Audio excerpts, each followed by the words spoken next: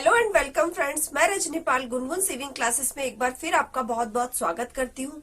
आज मैं आपको आपकी ही डिमांडिंग वीडियो आपके लिए लेकर आई हूँ। ब्लाउज से नाप लेकर किस प्रकार से आपको कटोरी ब्लाउज को कट करना है, कटोरी ब्लाउज को कट करते वक्त आपको किन किन चीजों का ध्यान रखना है, कटोरी में आपको किस प्रकार से टक्स लगाना है, एक एक चीज को आज मैं आपको इसमें क्लियर करने वाली हूँ और स्टेप बाय स्टेप आज मैं आपको इसके बारे में बताने वाली हूँ। तो आज मैं आपको इसको कटोरी को किस प्रकार से आपको नापना चाहिए, किस प्रकार से कट करना चाहिए और आपको किस प्रकार से टक्स का लेना चाहिए, वो एक एक चीज में आज आप इस वीडियो में आज आपको क्लियर करने वाली हूँ।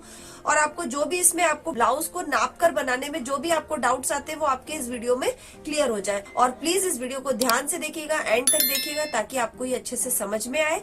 तो चलिए हम देर न करते हुए वीडियो को शुरू करते हैं। देखिए, ये हमारा कपड़ा है जिस पर हमें ब्लाउज कट करना है और ये हमारा ब्लाउज है जिससे हमें नाप लेना है। देखिए, सबसे पहले हमें क्या करना है, ब्लाउज को अच्छे से फैला लेना है। शोल्डर जो हमारा होता है, शोल्डर की सिलाई को बिल्कुल ऐसे टाइट खींचकर आपको अच्छे से ब्लाउज को जमा लेना है। देखिए, ये मैंने यहाँ पे ब्लाउज जमा ली है और हुक मैंने यहाँ पे लगा लिए हैं। देखिए, सबसे पहले आपको साइड सिलाई से, ये जो आपकी साइड वाली सिलाई है, इस साइड सिलाई से आपको साइड सिलाई तक का माप लेना है। हल्का सा खींचते हुए आपको लेना है ताकि क्या है, जो लूजिंग का मार्जिन है वो भी उसके अंदर इंक्लूड हो जाए। तो देखिए, ये हमारे 17.5 आ रहा है, यानी कि हमारा 35 इंच का सीना है। नाप आप ही कहीं पे नोट करते जाइए ताकि आपको बाद में दिक्कत किसी प्रकार की ना आए। 35 इंच का हमारा सीना है और जो हमारी कमर है आप देख सकते हैं 14.5 आ रही है। तो ये हमारी कितनी हो गई है, 29 इंच की हो गई है। लंबाई जो है हमारे ब्लाउज की, वो लंबाई देखिए आप पूरी 14 इंच की आ रही है, यानी कि 14 इंच। ये आगे का जो गला है इसे भी आप इस प्रकार से मापिए। देखिए, मैं यहाँ से इस प्रकार से मापूंगी। यहाँ से हमारा गला आ रहा है 6.5 इंच का, यानी कि पूरा टोटल अगर हम इस तरीके से तिरछा देखें तो हमारा गला यहाँ पे कितने इंच का आ रहा है, 7.5 इंच का। आगे का गला हम 7.5 इंच का लेंगे। और देखिए, शोल्डर का माप आपको किस प्रकार से लेना है। शोल्डर का माप देखिए, आपको बिल्कुल इसको आपको खींचना नहीं है गले को, जैसे आपके शोल्डर ब्लाउज के रखे हुए हैं सेम उसी तरीके से आपको लेना है। और आपको हल्का सा लगभग 1 से 1.5 इंच नीचे आकर आपको शोल्डर का माप लेना है। यहाँ पे आप देखेंगे तो आपका जो शोल्डर है यहाँ पे लगभग 10.5 का है। 10 इंच आपका शोल्डर तैयार है और आधा इंच इसका शोल्डर सिलाई में भी गया होगा। तो यानी कि हमारा ये जो शोल्डर हमने लिया है यहाँ पे कितने इंच का है, हमारा लगभग 11 इंच का। तो आप इसे 10.5 शोल्डर भी ले सकते हैं। 10.5 शोल्डर आपका डीप गले के लिए बिल्कुल परफेक्ट रहेगा। तो हम यहाँ पर शोल्डर का माप लिखेंगे। शोल्डर का माप हमारा 10.5 आएगा। अब हम ब्लाउज को पीछे की तरफ घुमा लेंगे थोड़ा सा। ये देखिए, ये हमारा ब्लाउज हमने पीछे की तरफ घुमाया और आप देखेंगे ब्लाउज का पीछे का गला हम मापेंगे। तो देखिए, पीछे का गला हमारा 10 इंच का है। अगर आप इस तरीके से गला नापने में आपको कोई प्रॉब्लम नहीं आती है तो आप इस तरीके से भी नाप सकते हैं। और आप देखिए, कई लोग इस प्रकार से भी नापते हैं कि पीछे का पट्टा हमें कितना रखना है। तो देखिए, हमारा जो पीछे का पट्टा है वो 3.5 इंच का है और आगे का गला हमारा यहाँ 7.5 इंच का था। ठीक है, अब देखिए, अब आपको मैं ब्लाउज को फिर से आगे की तरफ घुमा रही हूँ और आप देखिए, आपको ये डाउट रहता है, जैसे हमारा 35 सीने का ब्लाउज है तो कई जो व्यूअर्स है हमारे बार बार हमें कमेंट में पूछते हैं कि आप हमें 35 इंच का ब्लाउज बताइए, 33 इंच का ब्लाउज बताइए, 29 इंच का ब्लाउज बताइए।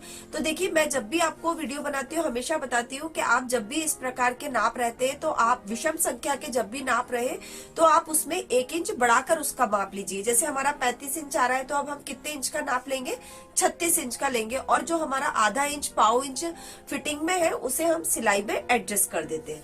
देखिए, उसके बाद आपका आता है मेन कटोरी वाला भाग। तो देखिए, आपको कटोरी को किस प्रकार से मापना है।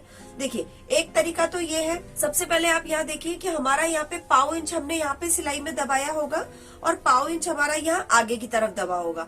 तो हमारा जो पूरा तैयार ब्लाउज है वो कितने इंच का है, यहाँ पे 7.5 इंच का। देखिए, 6.5 इंच पर हमारी कटोरी की कटिंग आ रही है और 1.5 इंच हमने इसे काय में लिया है, इसका टक्स लिया है। देखिए, ये जो पीछे हमारा टक्स डला हुआ है वो कितने इंच का डला हुआ है, 1.5 इंच का। ये आप देख सकते हैं, यहाँ पे बिल्कुल क्लियर आपको समझ में आएगा। 1.5 इंच का आपने टक्स डाला है और यहाँ पे जो आपकी कटोरी है वो 6.5 की तैयार है। तो आप 1.5 इंच पे 6.5 जोड़ेंगे तो आपकी कटोरी कितने की तैयार होगी, 8 इंच की तैयार होगी। इस प्रकार से भी आप माप निकाल सकते हैं। और एक माप मैंने आपको हमेशा बताया हुआ है कि आप जब भी कटोरी वाला ब्लाउज बनाए उसमें जैसे सीना है आपका 36 इंच, तो 36 का चौथा कीजिए और चौथे में से 1 माइनस कीजिए तो आपकी वो कटोरी का माप आ जाएगा। देखिए, और कई लोग जो है वो कटोरी को इस प्रकार से भी मापते हैं। देखिए, ये देखिए, आप अगर ये जो टक्स वाला भाग है इसके उभार वाले भाग को मापेंगे तो आपको इसमें कुछ भी नहीं जोड़ना पड़ेगा। और मात्र देखिए, ये आप हमारी 8 इंच की कटोरी आ रही है, तो आप इस तरीके से भी इसे नाप सकते हैं। ब्लाउज से नाप लेने में मैंने आपको नीचे से नापने का तरीका भी बता दिया, और जो ऊपर की गोलाई है कटोरी की चौड़ाई उसका तरीका भी बता दिया, और सीने के हिसाब से कैसे कटोरी मापनी चाहिए उसका तरीका भी मैंने आपको बता दिया। अब मैं आपको इसे कपड़े पे रखकर कटिंग करना बताती हूँ। अगर आप सिलाई में एक्सपर्ट बनना चाहते हैं, सिलाई से जुड़ी नई नई चीजें सीखना चाहते हैं, तो आप हमारे चैनल को जल्दी से सब्सक्राइब कर लीजिए, बेल आइकन के बटन को ऑन कर लीजिए ताकि आने वाली नोटिफिकेशन आपको मिलती है। देखिए, सबसे पहले हमने कपड़े को इसको बिछा लिया है, बंद भाग हमने अपनी तरफ किया है और खुला भाग हमने बाहर की तरफ किया। अब मैं इसमें सबसे पहले बैक पार्ट का निशान लगाऊंगी। देखिए, सबसे पहले लंबाई हमारी 14 इंच की है, तो 1 इंच हम बढ़ाकर लेंगे, यानी कि मार्जिन सिलाई का बढ़ाएंगे तो हमारे पास कितना आ गया, 15 इंच का आ गया। शोल्डर हमारा यहाँ पे 10.5 इंच का है, तो देखिए अब हमें इसे 10.5 का आधा करके 1 माइनस नहीं करना है, अब हमें 10.5 का आधा लेना है। तो 10.5 का हमने आधा लिया तो हमारे पास यहाँ पर शोल्डर कितना आया, 5.25 इंच आया, क्योंकि हमने इसे ब्लाउज से माप लेकर बताया है। देखिए, उसके बाद हमारा 5.25 आया और लगभग 6 इंच पर हमने इसका आर्म होल लिया। 1.5 इंच की गोलाई पर हमने इसके आर्म होल के शेप दे दिया।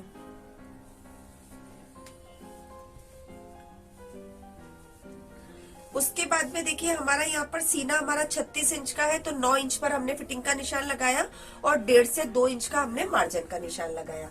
कमर हमारी 29 इंच है, यानी कि हमने आधा इंच बढ़ा के लगाया है, क्योंकि हम इसे सम संख्या में बनाएंगे तो 30 इंच हमारी फिटिंग आएगी और 1 इंच हम इसमें टक्स का लगाएंगे। 8.5 इंच पर हमारे इसके कमर की फिटिंग आएगी और दोनों निशानों को हम इस प्रकार से मिला देंगे। ये देखिए, ये हमारा हुआ बैक पार्ट। पीछे का गला का भाग है हमारा, जो हमारी गले का पीछे की बैक साइड में जो पट्टी थी वो हमारी 3.5 इंच की तैयार थी, तो 1 इंच बढ़ाकर हमें पट्टी को रखना है, यानी कि हमें जो पीछे की पट्टी कट करनी है वो कितने इंच पर करनी है, 4.5 इंच पर। गले की चौड़ाई हमको 2.5 इंच पर लेनी है और इस प्रकार से हम गले का शेप बना देंगे।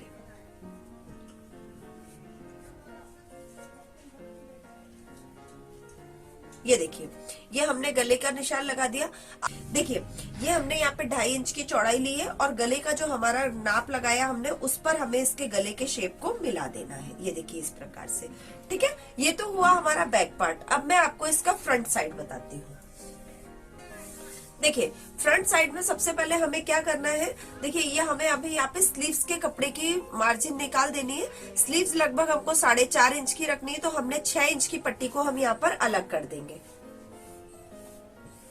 क्योंकि देखिए ये जो ब्लाउज पीस है थोड़ा सा लंबाई में है, इसलिए हमने इसको खड़ी डिजाइन के हिसाब से हमने खड़े में काटा है। तो देखिए ये हमारा हुआ यहाँ पे स्लीव की कटिंग के लिए हमने अलग कर दिया यहाँ पे कपड़ा।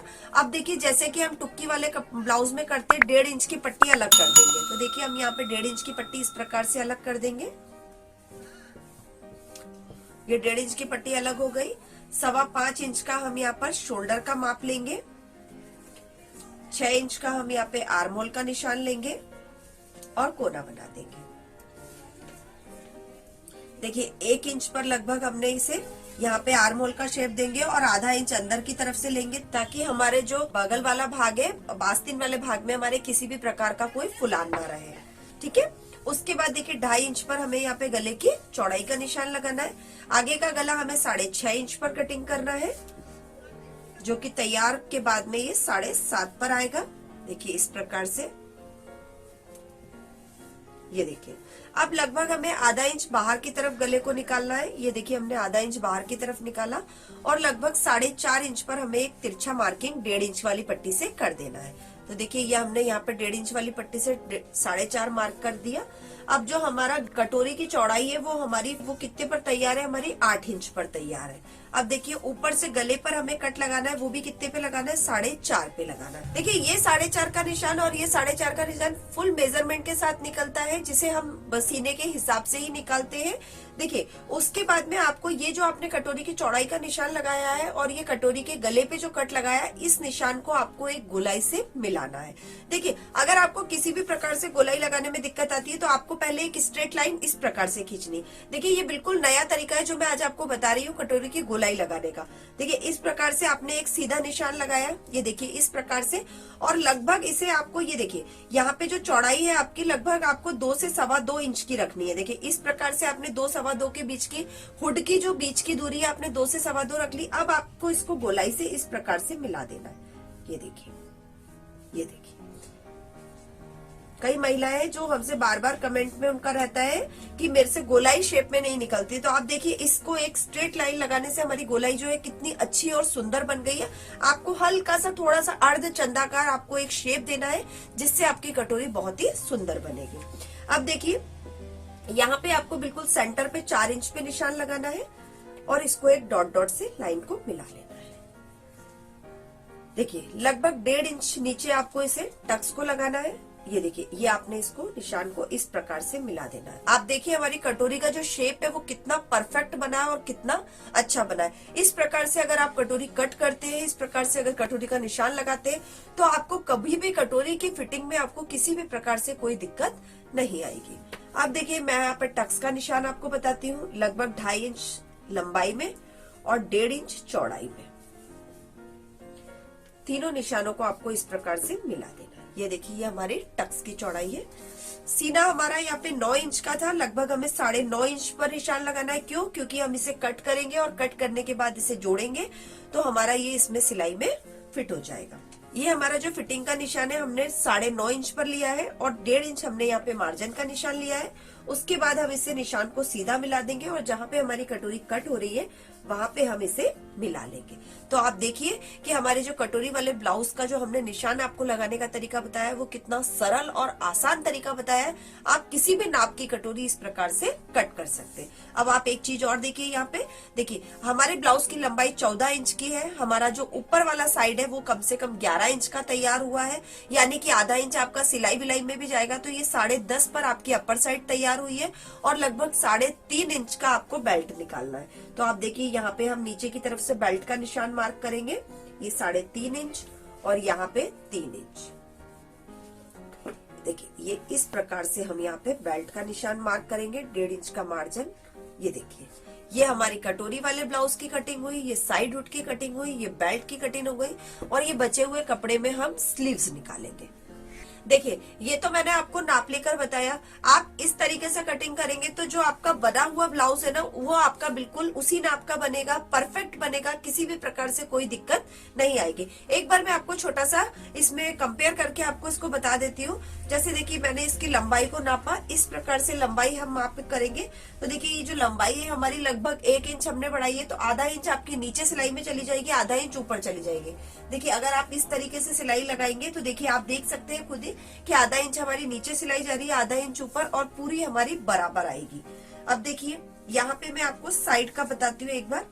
यहाँ पे देखिए ये साइड में जब आपने यहाँ पे फिटिंग लगाएंगे तो आप देखिए ये हमारा आधा हिस्सा यहाँ पे आ रहा है और आधा यहाँ पे आ रहा है, तो हमारे फिटिंग में भी किसी भी प्रकार से कोई दिक्कत नहीं आएगी। और एक बार आप कटोरी का मेजरमेंट भी देख लीजिए।